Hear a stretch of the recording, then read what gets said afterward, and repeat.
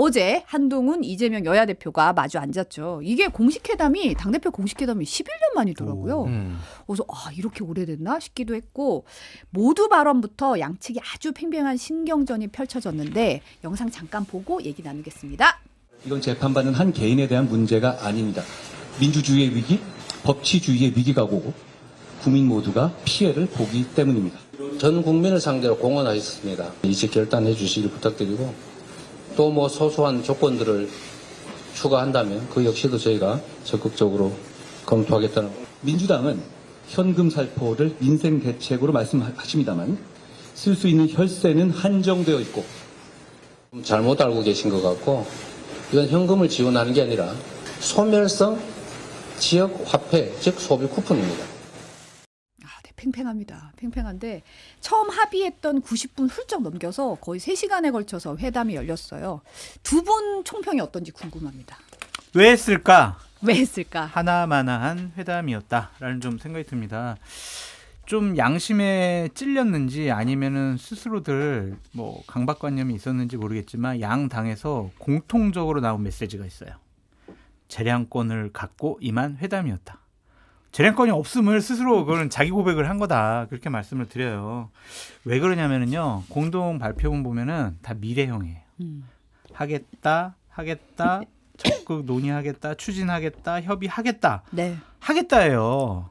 이러한 당 대표 회담이 재량권이 있으려면 했다라는 과거형으로 이 합의문이나 발표문이 나와야 되는데 과거형은 전혀 없어요. 앞으로 하겠다라는 거잖아요. 아무것도 결정하지도 합의 보지도 결론 내지도 못한 하나만한 회담이었다라고 말씀드립니다. 이게 11년 만에 이제 열렸잖아요. 그러니까 11년 동안 안 열린 이유가 있구나.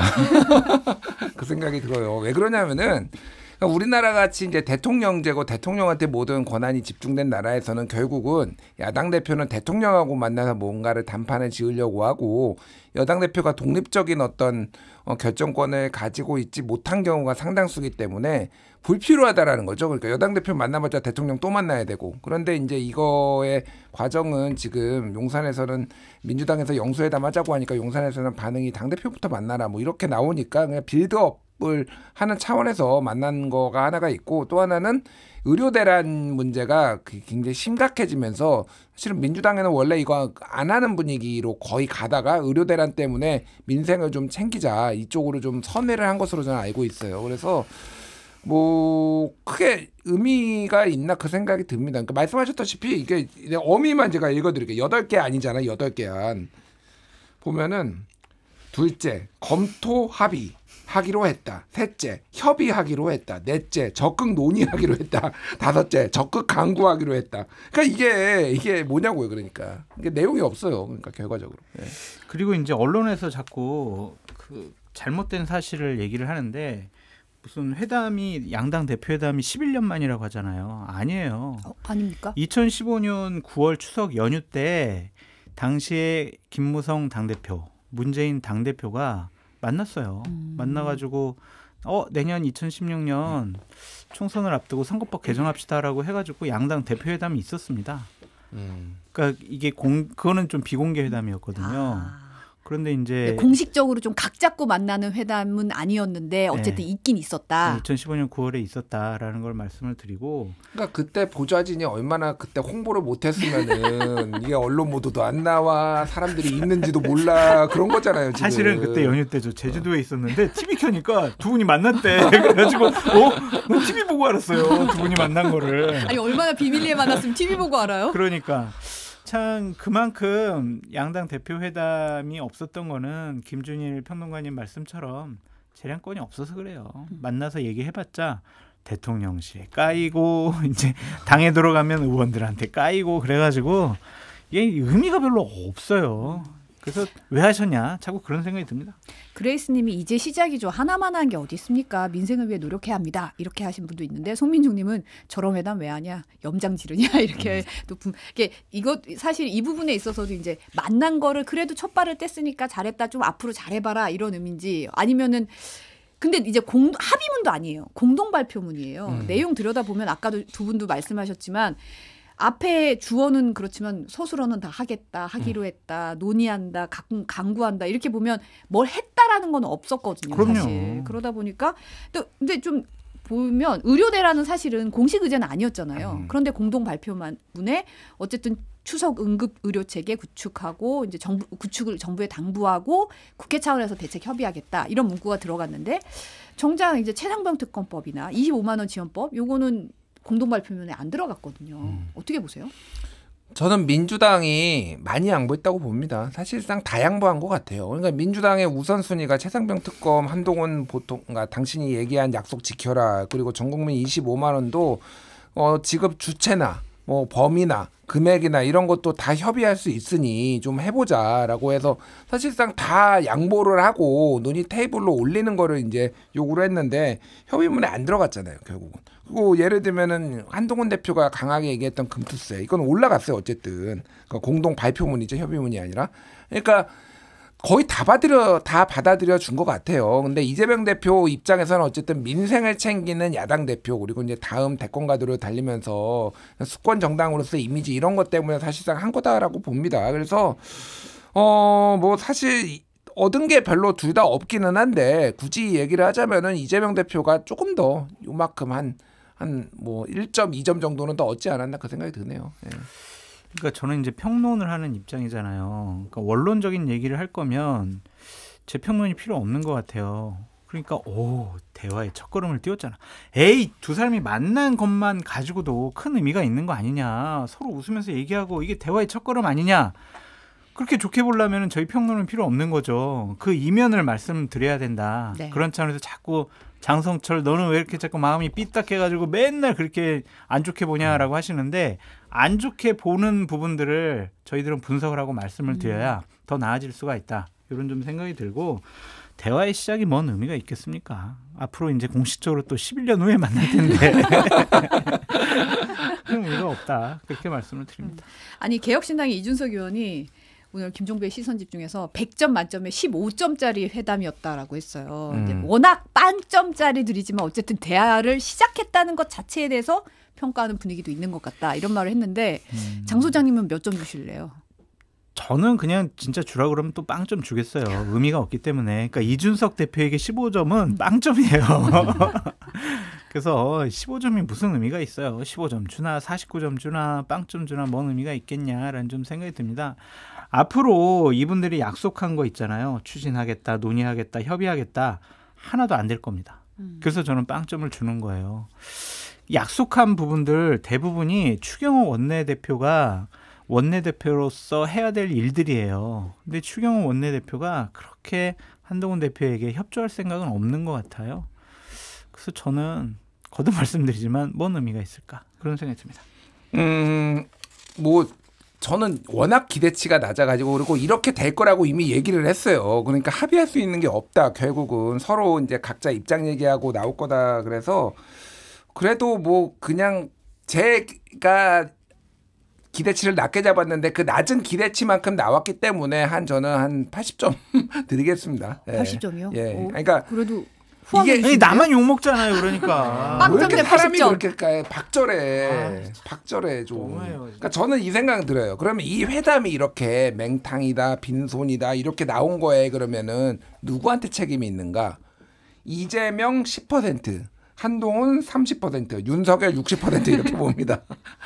그러니까 이게 사실은 윤석열 대통령이 고집을 부리고 아무것도 내가 여당에서의 어떤 다양한 목소리도 수용을 못하겠다고 얘기를 하고 행정 권한을 내가 절대 내 맘대로 하겠다라고 하니 한동훈 입장에서는 이거를 합의를 할 수가 없는 거잖아요. 그러니까 한동훈 대표 입장에서는 물론 한동훈 대표도 이거 대통령을 본인이 윤석열은 내가 제일 잘 알아 이렇게 사석에서 말씀하신다는데 그 잘하는 윤석열 대통령 좀 설득도 못하고 이렇게까지 온 것도 문제가 있고 뭐 이런 종합적인 책임이 이제 소재를 좀 말씀드렸을 때 결국은 이거는 잘 되기가 어려웠다. 예, 저는 그래서 뭐 이게 별로 의미 없다라고 말씀하시지만은 만나서 얘기한 것만으로도 저는 그게 의미 없다니까.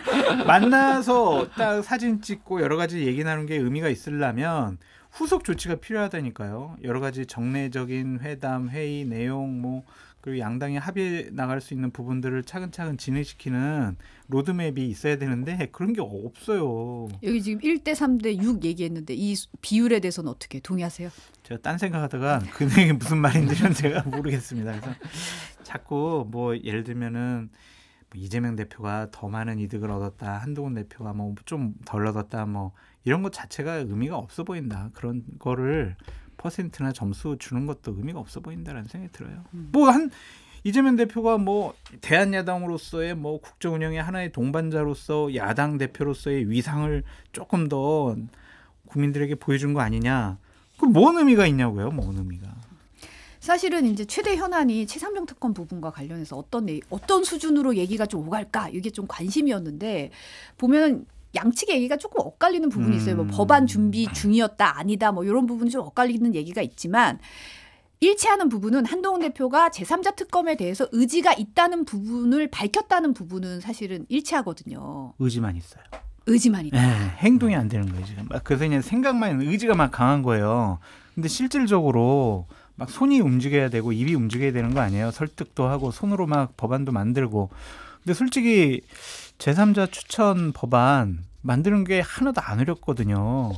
문장 하나만 바꾸면 돼요. 그러니까 이게 어려운 건 아닌데 당내 설득이 문제라고 생각을 하는 것 같고 또 하나는 용산이 과연 어떻게 볼 것인가 그런 것에 대한 겁이 나는 거죠. 그러니까 한동훈 대표나 그 측근들이 자꾸 뭐 안 하려고 하는 거 아니야? 라는 의심을 할 정도의 말을 조금씩 좀 바꾸잖아요.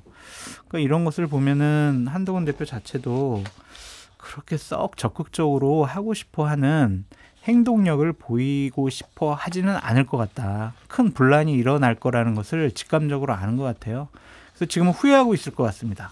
내가 전당대회 당대표 나가기 전에 괜히 이 얘기 해가지고 내가 지금 족쇄가 됐구나. 괜히 얘기했네. 아 어떻게 빠져나가지. 아 큰일 났네. 이런 생각하고 있을 것 같아요. 그러니까 좀 시간이 필요할 것 같아요. 제가 봐도. 그러니까 한동훈 대표 본인이 약속 안 지킨 거는 맞는데 지금 이 상황에서 전선을 더 넓히면 좀 복잡해질 것 같고 소위 말해서 이제 의대 증원 의정 갈등 문제도 해결을 해야 되는데 최상병 특검까지 들고 나와가지고 이렇게 되면은 여러모로 좀 어려워질 것 같다라는 생각도 들기는 해요. 결국은 이거는 저는 예전에도 말씀드렸지만은 시간이 좀 지나면은 어쩔 수 없이 통과될 수밖에 없을 것 같고요. 통과돼야죠. 그리고 시간 이제 친윤들 중에서도 아니면 조금 이제 친윤에 가까웠던 사람들 중에서 돌아서는 사람들이 나올 거예요. 여러 가지 전국 상황이 긴박하게 좀 돌아갈 일들이 있다는 거를 장성철 소장님이 오늘 상세하게 말씀해 주실 거예요. 네. 아니 이 여야 대표가 독대도 40분 정도 했다는 거잖아요. 두 분 생각하기에는 이 독대 요 40분 동안에 어떤 얘기가 오갔을까요? 추정컨대. 서로 이제 당이나 용산 욕을 했겠죠. 뭐 서로 뒷담화? 진짜 정말 나 진짜 힘들어 죽겠어요. 막 이런 얘기를 하지 않았을까. 서로 속내를 좀 털어놓으면서 서로 하소연하고 서로 위로도 좀 해주고 그러지 않았을까 싶어요. 독대 자리에 뭐 날카롭게 얘기할 거는 없잖아요. 그래서 아이고 우리 한 대표님 힘들죠. 당대표도 지금 처음 해보고 정치도 처음 해보고 윤석열 대통령 때문에 많이 힘들죠. 생각보다 더 힘드네요 진짜. 와 이거 정치 너무 어려운 것 같습니다. 이재명 대표님은 어떻게 그 사법 리스크 있으면서 재판 리스크 있으면서 그렇게 잘 견뎌오셨는지 참 대단하십니다. 뭐 이런 얘기 주고받지 않았을까요? 그런 얘기들이 만약에 예를 들면 보수주 중에 알려지면은 뒤집어지겠죠. 지금 바로 이재명 잡아넣어야 되는 지금 한동훈이 그렇게 막 격려하고 그러니까 뭐 알 수 없을 것 같은데 그 생각은 들어요. 그러니까 이재명 대표가 그러니까 지금 민주당의 분위기는 뭐냐면은 어쨌든 한동훈한테 너무 박절하게 하면 안 된다. 약간 그런 물밑의 기류가 있어요. 그러니까 쉽게 얘기를 하면은 한동훈 나오면은 필승이다.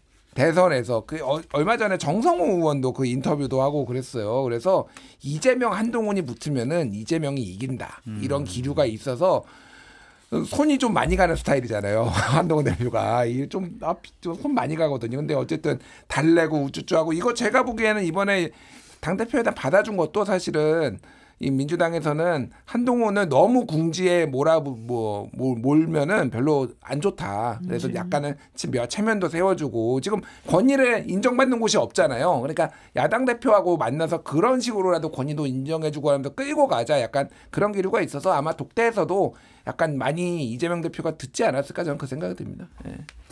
한동훈 대표가 이제 며칠 전에 SNS에 우리는 지금 국민의 생명권에 대해서 말하는 것이라고 했는데 중앙일보가 이제 보도한 바에 따르면 대통령실에서 이 발언을 굉장히 불편하게 바라보고 있다는 거예요. 관계자 얘기가 아니 윤 대통령이야말로 대국민 담화에서 국민 생명이란 말을 14번이나 했고 대통령은 마치 생명권을 우선순위에 두지 않는 것처럼 한 대표가 말하는 건 옳지 않다라고 했다는 건데 이 부분은 결국 의정 갈등, 의료 대란 이런 데에 대해서는 그 갈등 국면에서 나오는.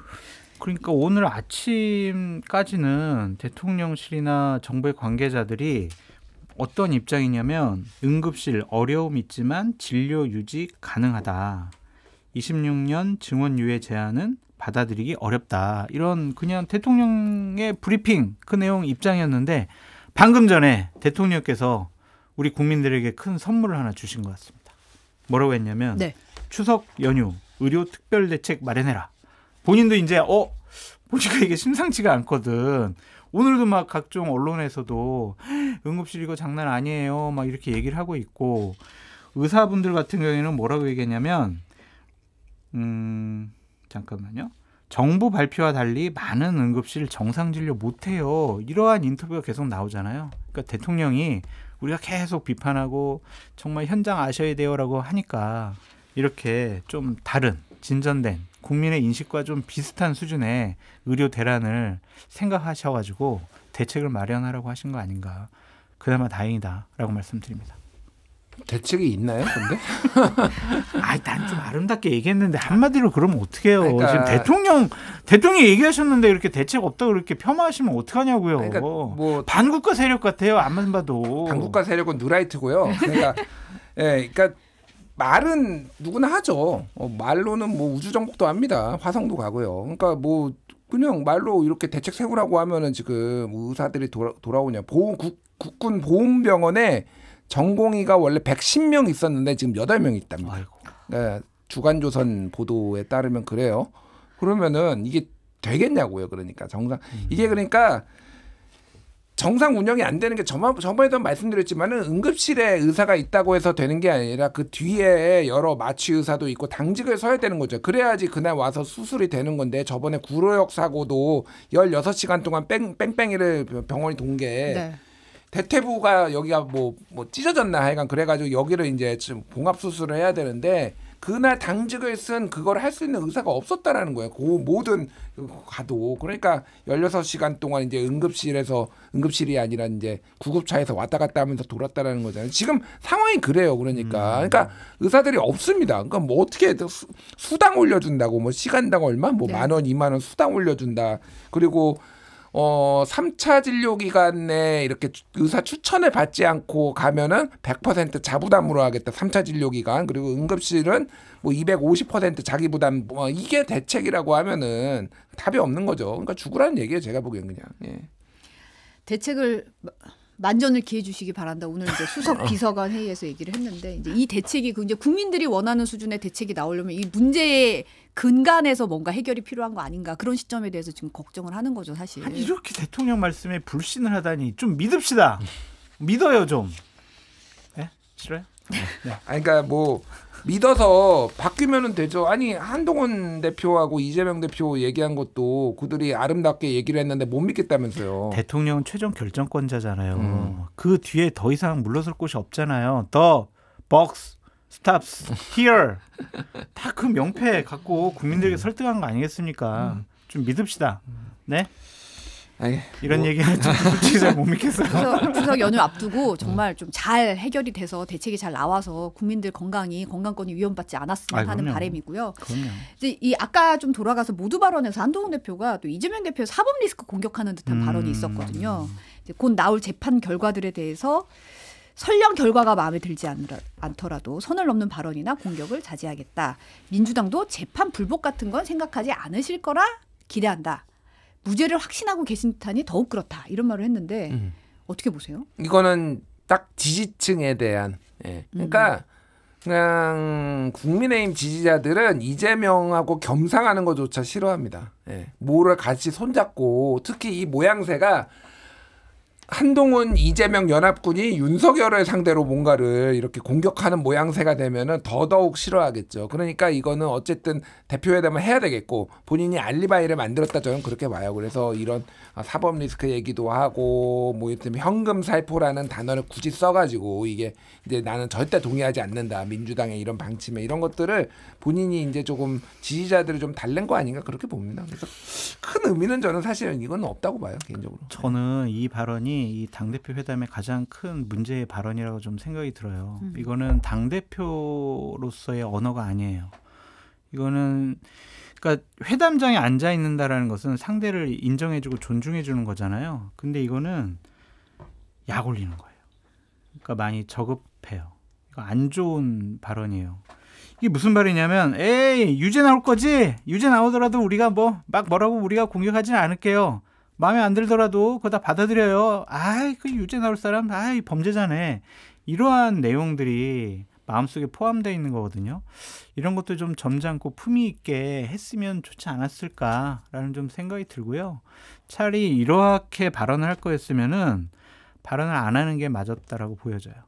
그래서 이렇게 애둘러가지고 한번 되치게 하는 식으로 약 올리는 듯한 이러한 어투와 문장을 쓰는 거는 당대표로서 정치 지도자로서 커 나가려고 하는 한동훈 대표로서는 마이너스라고 봐요. 그러니까 매사에 이런 식의 생각과 판단을 통해서 이런 식의 발언을 한다라면 이건 큰 문제죠. 그래서 저는 대단히 안 좋게 봤어요. 아니 그러니까 제가 좋게 봤다라는 게 아니라 그냥 예상된 거 아닌가요?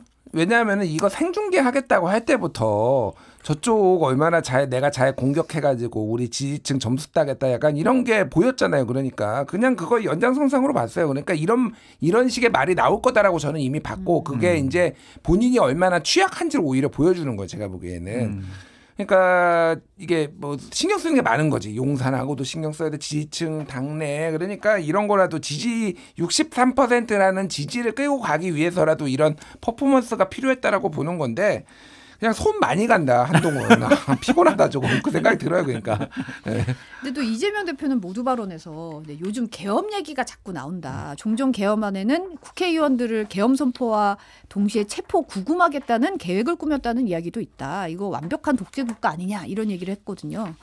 대통령실에서 이 부분에서는 입장을 내놨어요. 사실 이제 회담이 진행 중에 바로 입장을 내놨거든요. 있지도 않고 하지도 않을 계엄령 주장은 비상식적인 거짓 정치 공세다. 이렇게 반박을 했는데 이 계엄 발언은 어떻게 보세요? 괴담과 선동이라고 좀 보여져요. 그러니까 이재명 대표도 이런 얘기까지 한 것은 좀 야당 지도자답지 않다. 그냥 최고위원 정도가 최고위원 회의에서 민주당이 이런 생각을 갖고 있다라는 뭐 인식과 이미지를 주는 거는 아니 뭐 그나마 뭐 아유 그래 뭐 저럴 수도 있겠지라고 생각할 텐데 당대표 회담이라는 공식적인 자리에서 이렇게 좀 괴담과 선동으로 들릴 만한 얘기를 하시는 것은 이것도 참 부적절하고 잘못됐다라고 보여집니다. 외계인이 지구를 침공할 수가 있고요. 북한이 쳐들어올 수 있어요. 근데 이거는 가정을 더해야 실현 가능한 일이잖아요. 그래서 이런 발언을 하신 것이 좀 이번 회담이 좀 마이너스 요인 아니었느냐 이재명 대표에게는 그렇게 보여집니다. 그러니까 이거는 뭐 말한 사람이 입증의 책임이 있으니 근데 이제 김민석 최고위원, 김병주 최고위원 등등등 이제 비슷한 발언을 했잖아요. 그러니까 이거의 근거는 김용현 그 이제 경호처장이 국방부 장관이 되고 그 충암고 1년 선배인데 그리고 뭐 방첩사령관 그리고 777 이제 대북 이제 그 첩보를 이제 수집하는 777 사령관 다 이제 충암고 출신이 되면서 도대체 충암고가 뭐 얼마나 군대에 있다고 거기가 뭐 군 특성화고도 아니고 이렇게 막 요직에 계속 앉히는 걸 보고 이거는 비상사태를 대비한 거다 이렇게 이제 야당에서는 이제 보는 거죠. 그래서 계엄 얘기가 직접 나오기에는 조금 아직 저는 굉장히 이른 것 같아요. 그러니까 이거를 계속 얘기를 하려면은 이제는 뭔가 증거까지 좀 나와야 되지 않나. 근데 제가 의원들 얘기 들어보면은 뭐 뭔가 심상치 않은 움직임이 있다라고는 얘기를 해요. 저도 궁금해요, 사실은. 그래서. 근데 이제 여기에서 얘기를 한 거는 종전 계엄안이라고 얘기했죠. 그냥 박근혜 때 이제 그때 기무사 문건이었나 제가 정확하게 기억이 안 나는데 그때 계엄안에는 그러니까 그러니까 여당에서 얘기하는 건 뭐냐면은 야 계엄돼도 국회 과반이 결의하면은 이거 계엄 해제할 수 있어라고 얘기를 하니 야 계엄되면은 국회의원들 다 체포할 거잖아. 전에 그런 계획도 있었잖아. 그런 계획은 실행은 안 됐지만 했잖아. 그거는 이제 말한 거고 조금 긴장감에 조금 뭐 이렇게 좀 불어넣은 거 아닌가 그렇게 생각을 하는데 어쨌든 이거를 계속 반복하는 거는 좀 저는 정무적으로는 옳지 않은 것 같아요. 네. 한동훈 대표도 오늘 최고위원 회의에서 근거 대라 이거 사실 아니면 국기문란에 해당된다고 상당히 강하게 비판하긴 했더라고요. 그러니까 이 얘기를 이재명 대표가 한 거는 윤석열 대통령 독재자 이러한 이미지를 주고 싶어한 것 같아요. 그러니까 여러 가지 대통령의 인식과 판단과 행동과 결정들을 보면 다른 분들의 말을 안 듣는구나. 그냥 혼자 생각, 혼자 판단하고 그것을 잘 고치려고 하지 않는구나. 그런 것이 좀 독재자로서의 경향이 있지 않을까. 저도 이제 그런 생각은 갖고 있는데 이 계엄까지 동원해서 공격하는 것은 좀 과한, 무리한 일이었다. 그렇게 보여집니다. 지금 윤석열 대통령이 오늘 이제 22대 국회 개원식에 참석하지 않는다는 거잖아요. 대통령실 관계자가 국회가 특검과 탄핵을 남발하는 상황에서 대통령이 개원식에 참석할 수 있겠냐. 대통령 불러다가 피켓 시위하고 망신 주기를 하겠다고 의심할 수밖에 없다. 이렇게 불참 이유 밝혔는데 이게 사실은 이제 현직 대통령이 국회 개원식 불참하는 게 1987년 민주화 이후 37년 만에 처음이라는 거예요. 우리가 어렸을 때 막 이러한 행동을 했을 때 어른들한테 혼났던 얘기들이 있죠. 뭐 덩치는 산만해가지고 행동은 왜 그러냐 이제 그런데 상당히 좀 쫌스럽다 그런 생각이 좀 듭니다. 그래서 87년 이후에 민주화 이후에 역대 정권 대통령들이 좀 고귀하게 지켜왔던 전통과 전례들이 이번에 또 하나가 좀 깨졌다. 참 대통령은 전례를 깨는 분이다. 좀 그런 생각이 드는데 참 좀 정치를 대국적으로 좀 하시고 좀 크게 보시라. 한동훈 대표 보기 싫겠죠. 이재명 대표도 보기 싫겠고. 이렇게 보통 이제 개원식에 참여하시면은 사전에 국회의장 주재로 해가지고 여야 대표, 원내대표 이렇게 모여가지고 한 15분 정도 차담회를 해요. 네. 그 자리가 더 싫었던 것이 아니냐. 좀 그런 생각이 듭니다. 아, 밥도 안 먹었는데 나 안 마셔. 차도 그렇죠. 안 마시고 싶어. 이런. 네, 보기 싫더. 아니 보기 싫어. 막 이런 거죠. 그러니까 제가 여기 뉴스바사상 나와야 되는데 PD님하고 전화로 약간 좀 언쟁이 있었어. 그래서 아니 나 거기 안 나갈 거예요. 나 자기만 손해예요. 대통령만 손해입니다. 지금이라도 오늘인가? 개원식이? 오늘이죠. 네. 그래도 나가셨으면 좋겠네요. 2시 아니에요? 그 책을 한 권 조금 권해드리고 싶어요. 아, 책을요? 예, 네. 예전에 한 몇 년 전에 베스트셀러였는데 기분이 태도가 되지 않게 이런 책을 아 저도 그 책 아는데. 네. 예, 그냥 멋대로다. 본인 내키는 대로다. 야, 뭐 거기 얼굴 보고 얼굴 보기 싫은 XX 다 오는 거 아니야? 왜 가 거기? 이렇게 지금 된 것 같아요. 이게 말이 됩니까? 국회가 망신 주기를 하겠다고 의심할 수밖에 언제는 여야 관계가 지금 37년 동안 좋은 적이 있습니까? 맨날 싸웠잖아요. 그래도 대통령이 가가지고 또 그거는 당연히 해야 되는 의무예요. 의무. 존중의 의미고 협치를 그렇게 주장을 하면 대통령이 가서 직접 협치 주문하고 얘기도 들어주고 그런 게 해야 되는 거 아닌가요? 진짜 모든 관습 파괴자고 진짜 역사에 남는 대통령이다. 거부권 행사하는 것도 그렇고 정말로 대단하다는 생각밖에 안 듭니다. 조금 진짜 좀 대범하게 하셨으면 좋겠어요. 여기 말씀하셨잖아요. 각하 정치를 대국적으로 하십시오. 정말. 그러니까 크게 보시면 되지. 지금 장 소장님이랑 그 의견이 지금 이준석 의원이 SNS에 네. 지금 불참이 굉장히 매우 부적절하다. 아유, 잘못됐죠. 엄청 부적절하죠. 지금이라도 모든 노력을 기울여야 한다. 오후 2시가 되기 전에 이 대통령이 참석할 수도 있도록 여권과 정부 관계자들은 직을 걸고 설득하라. 그 촉구를 했어요. 그 정진석 비서실장이 뭐 하나 하는 생각이 좀 들어요. 국회 부의장까지 하셨잖아요. 그리고 국회에서 다선 의원인데 이 개원식의 의미에 대해서 말씀을 잘 드려서 설득을 해야죠. 그러라고 비서실장 있는 거 아니겠어요? 비서실장이 비서는 아니잖아요. 시키는 대로 하고 결정하고 그냥 그것만 따르는 게 비서실장의 역할은 아닌 것 같습니다. 처음에 정진석 비서실장이 비서실장 됐을 때 가감 없이 민심과 국회의 여론을 전달하겠다라고 했잖아요. 본인의 역할을 제대로 좀 해주시기 바란다라고 말씀드립니다. 설득이 될까요? 설득이 되면은 의료 대란도 일어나지 않았겠죠. 그럴 뿐이 아니에요. 그래도 김건희 여사가 그래도 가라고 하면 가지 않을까? 아 이렇게 그거 있잖아. 이렇게 나가라고 이렇게 나가. 네. 하긴 그때도 안 나가셨네. 그때 외교 때문에 외국 나가셨을 텐데. 근데 아예 가시는 게 좋아요. 가세요. 가셨으면 네. 아직 이제 좀 1시간 좀 아직 1시간 정도 남았는데 네. 좀 그랬으면 좋겠다는 생각이 들고